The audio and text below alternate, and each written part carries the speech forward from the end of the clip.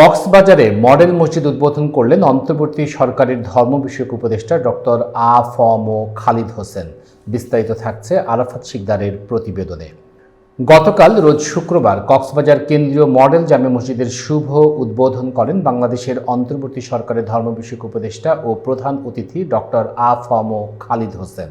এতে সভাপতিত্ব করেন কক্সবাজার জেলা প্রশাসকের মান্যবর জেলা ম্যাজিস্ট্রেট মোহাম্মদ সালাউদ্দিন আহমেদ। বিশেষ অতিথি হিসেবে উপস্থিত ছিলেন কক্সবাজার ইসলামিক ফাউন্ডেশন ডিডি। উক্ত অনুষ্ঠানে আরও অন্যান্য ব্যক্তিবর্গ ও শত শত মুসল্লি উপস্থিত ছিলেন।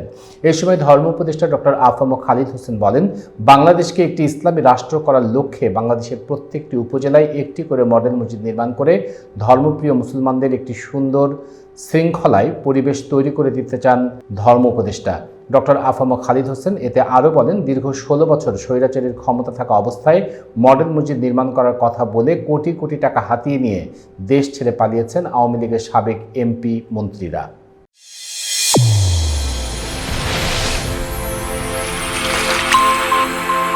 চ্যানেল A1 হৃদয়ের স্পন্দন।